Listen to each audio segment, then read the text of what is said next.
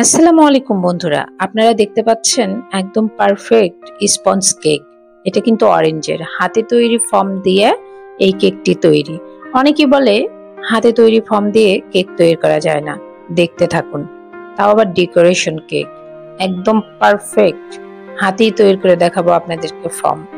অনেকেই আমাকে রিকোয়েস্ট করেছে ইনবক্সে যে হাতে ফর্ম তৈরি করে দেখেন। এই জন্য প্রথমেই 4টা ডিমের সাদা অংশ এবং হলুদ অংশ আলাদা করে নিলাম এবং ডিমের ভিতরে একটু ফর্মি ভাব হওয়ার পরে আমি এ পর্যায়ে 1 কাপ চিনি ব্যবহার করব। যখন একটু বাবলস আসবে, যখন ডিমের একটু ফর্ম তৈরি হয়েছে, তখন আমি 1/2 কাপ চিনি ব্যবহার করলাম প্রথমে। আমি এরপর আবারও চিনি ব্যবহার করব, কিন্তু হাতে তৈরি করার সময় একটু পরে চিনিটা ব্যবহার করবেন। এই যে আমি আবারও 1/2 কাপ চিনি ব্যবহার করলাম। টোটাল 4টা ডিমের জন্য আমি 1 কাপ চিনি ব্যবহার করলাম। আপনারা কিন্তু পরিমাপগুলো সবসময় মাথায় রাখবেন। একটি পারফেক্ট কেক পরিমাপের ওপরই নির্ভর করে। হয়তোবা আমার কথাগুলো শুনতে ভালো নাও লাগতে পারে, কিন্তু পরিমাপগুলো লিখে রাখবেন।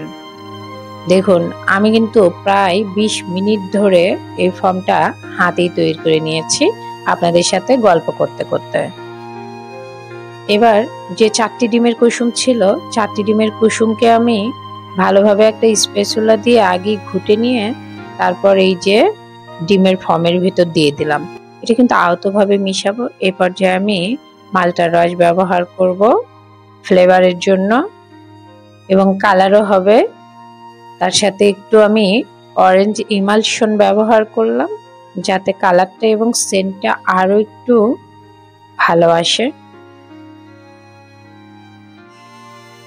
এ পর্যায়ে আমরা দেখতে পাচ্ছি সুন্দরভাবে মিক্সড করলাম। শুকনো উপকরণ নিব। আমি 1 কাপ আটা নিয়েছি, সেখান থেকে 1 চামচ তুলে নিয়েছি। তার ভিতরে 2 চামচ গুঁড়া দুধ, 2 চামচ কর্নফ্লাওয়ার এবং 1 চামচ বেকিং পাউডার দিয়ে চেলে নিলাম। এই কাজটা 2-3 বার করলে কেকটা আরো সফট হয়। আপনারা চেষ্টা করবেন 2-3 বার করে নেওয়ার। তারপর বারে বারে মিশাতে হবে এবং মিশানটা কিন্তু দেখেন আমি খুবই হালকাভাবে মিশাচ্ছি। যদিও একটু ভিডিও ছোট করার জন্য আপনাদেরকে তাড়াতাড়ি দেখাতে হচ্ছে, কিন্তু এই মিশানটা কিন্তু খুব হালকাভাবে মিশাতে হবে যেন কোনোভাবেই ডিমের ফর্মটা নষ্ট না হয়। এই টিপসগুলো আপনারা ফলো করলে আপনাদের কেকও একদম পারফেক্ট হবে।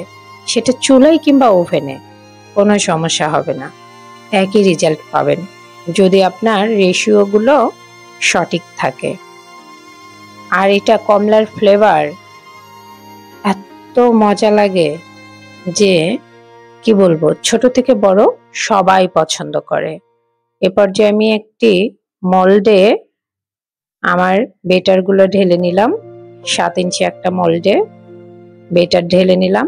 এবার ট্যাপ ট্যাপ করে নিব চতুর সাইডে যাতে বসে, ভেতরে যাতে কোনো ফাঁপা অংশ না থাকে। দেখে নিন।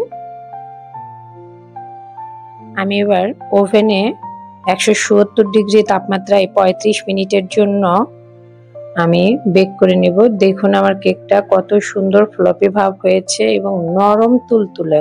গরম থাকা অবস্থায় আমি একটি র্যাপিং পেপার দিয়ে মুড়ে ঠান্ডা হওয়া পর্যন্ত রেখে দেব। এভাবে মুড়ে আপনারা ফ্রিজেও রাখতে পারেন, কোনো সমস্যা নেই। দেখুন কেকটা কত সুন্দর। আমি এবার স্লাইস করে নিব। আমি এই যে কেকটা বানাতে বানাতে আপনাদের সাথে গল্প করলাম, ফুল ভিডিওটা ডেকোরেশনের আমি একই ভিডিওতে দিতে পারতেছি না, অনেক লম্বা হয়ে যাচ্ছে। ইনশাল্লাহ নেক্সট ভিডিওতে ডেকোরেশনের ভিডিও দেখবেন। পারফেক্ট ডেকোরেশন ক্রিম তৈরি করা থেকে শুরু করে মালটা দিয়ে কিভাবে জেলি তৈরি করে কেকটা ডেকোরেশন করলাম, সম্পূর্ণ ভিডিও দেখতে পাবেন নেক্সট